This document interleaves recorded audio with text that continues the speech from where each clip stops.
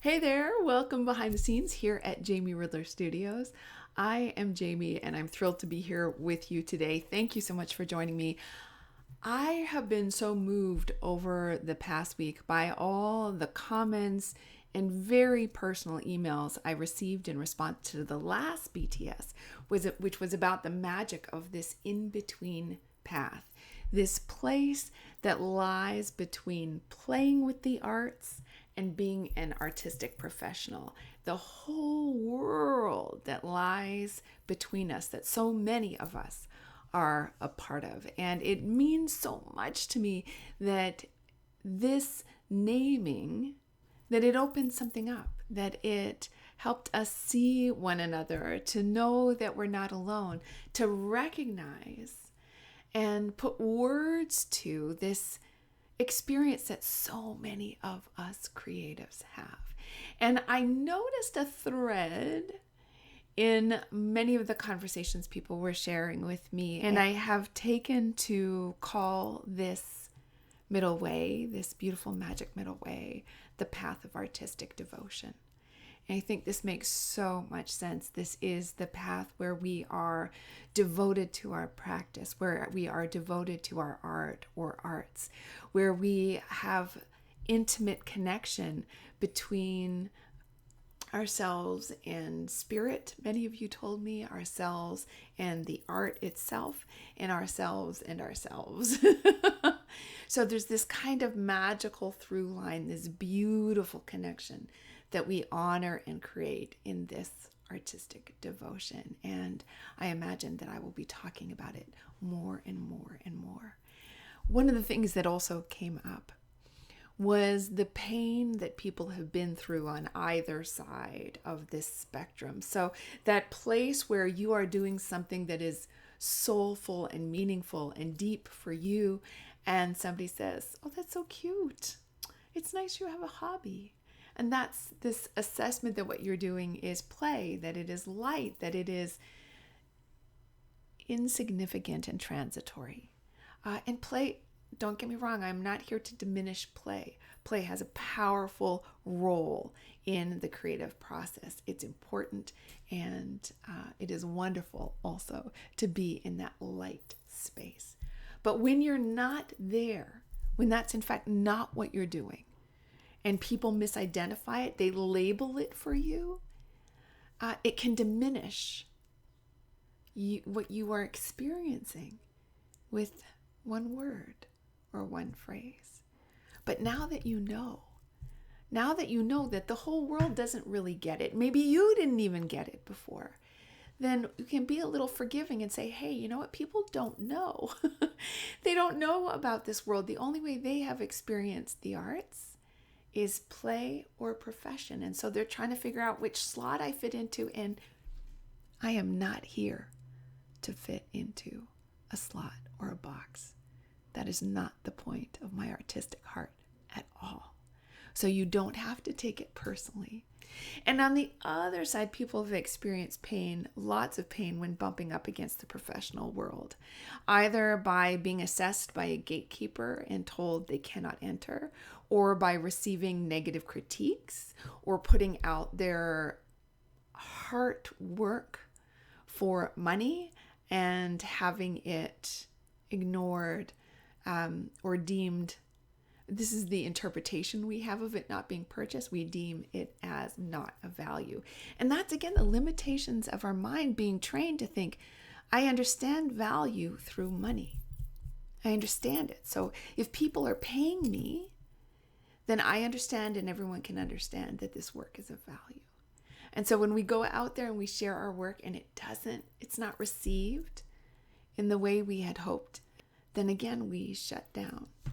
And there's a bit of a dance there, because some of us will decide, hey, I'm going to stick on this path of devotion. It is meaningful and real for me. It holds everything I need. It is my path to artistic and personal fulfillment. I am happy here. Awesome. But then there is that place of wanting to share it with the world, or maybe wanting to extend into the professional world. So how do you do that? One of the things that often gets forgotten in this discussion of the dreaminess of making our living as an artist is that in the path of devotion, you get to make whatever art you want to make. You get to make the art that calls you. You get to answer the inspiration, muses, and just follow. In the world of the professional artist, you have to think about your client. You have to think about, what do people want? What do they respond to? And sometimes that might feel very exciting. You might be like, yeah, wow, I can feel, this happens to me. Like I can feel there's this need for X. So let me create it. Let me share it. Let me respond to that need. And it's very exciting. But then sometimes it can also be oppressive. I want to make what I want to make. I don't want to worry about whether people are going to like it or love it or buy it. It changes the relationship. It's like when you are on the path of devotion, the relationship is between you and your art. When you are in the professional world, it is between you and the art and the client or potential client or customer. And so now this may be a relationship you love. Maybe you've fallen in love with a certain kind of customer and you love creating things like, they love images, that there are all these dreamers out there who are drawn to unicorns and mermaids and dragons, and it fills your heart to make those things. And so this is a perfect professional setting. And then sometimes it's also not. So part of what we build is an awareness. So in the same way that having more awareness about the role of art in our lives and the way people understand art in the world can make us feel less impacted by somebody's off-the-cuff remark about how we're playing or have a hobby. And then also understanding how the world works in business when you are selling, and understanding that, of course, a client is coming from their own hopes and dreams, their own desire, and that it's magic when they come together with yours, but it's not to be expected. It's not going to happen with every single person in the world. It's going to happen with the few people that really resonate on the same magical chord that you exist on. And so when you know that, like really know that, when somebody goes, I don't like it, or I don't get it, or that's not really art, our awareness can help us. It's still hard, but our awareness can help us not take it so seriously, not take it to heart, to know that this is an indication this person just doesn't resonate on the same chord, and that's okay. And it doesn't mean that you're not making great art, and it doesn't mean that nobody will ever love it. It doesn't mean that you shouldn't be in the profession, but this is a decision that you get to make. Maybe you just want to make out of your heart, and if people like it, they like it, and if they don't, they don't, and all is well. Great. Again, this starting place is awareness, so that we can detach our own relationship with our art from the judgment of others and from this societal norm of play and profession that lives in our own head too. And we can know that instead we are on this path of artistic devotion. And it means something special, something magical, and something that has nothing to prove to anyone. So this is when my historic, highly sensitive good girl comes into play with my rebellious inner artist, with my artistic calling, with my artistic integrity, which stimulates, sort of rises to the surface, this artistic rebel in me, where something in my soul says, I just gotta make what I have to make. There has to be room in my life. It doesn't have to be 24 hours a day. I can do lots of things. But there has to be a space in my life for me to purely follow the call of my artistic spirit and my artistic life. It matters in a way I feel from cell to cell, from bone to bone. It matters to a way that is undeniable to myself. It matters in a way that impacts my well-being in the world. When I don't have it, my body, my mind, my soul, my spirit, my emotions tell me.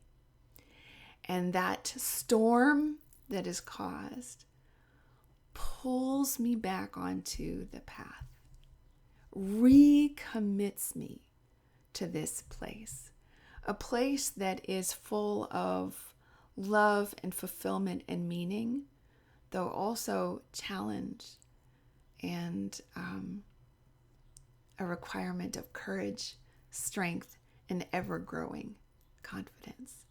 It is a path that now that we've named it, we can claim it, we can understand it better, and we can fully commit to following it. I hope that is continuing to rise some energy in you, to rise some yes.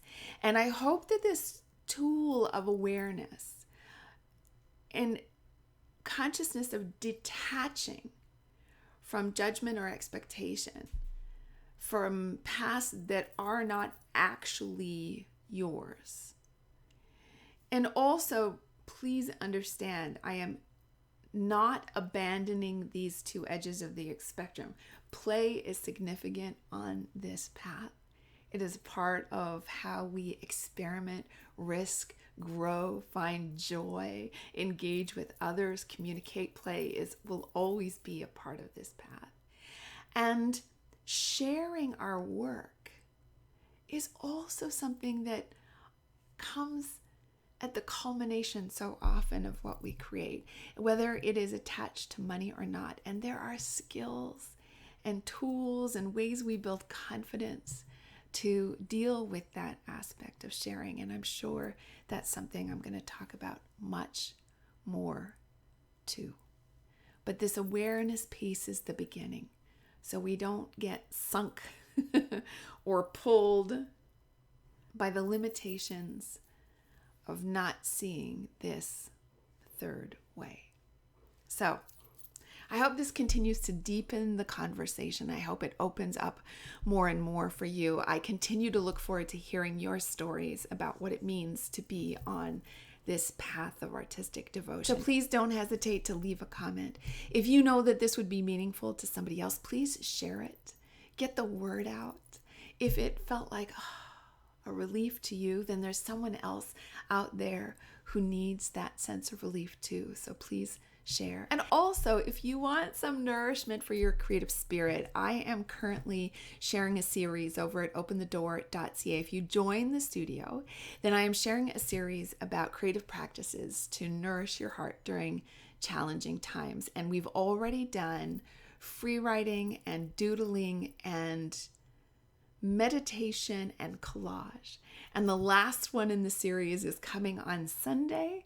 And if you sign up for the newsletter, when you get it, it will also have links to all the ones in the past. After that, I'm going to make that a 5-day series that you get when you sign up for the studio. So if you are hearing about this past the opportunity to participate in it on Sunday, don't worry, it'll still be available to you.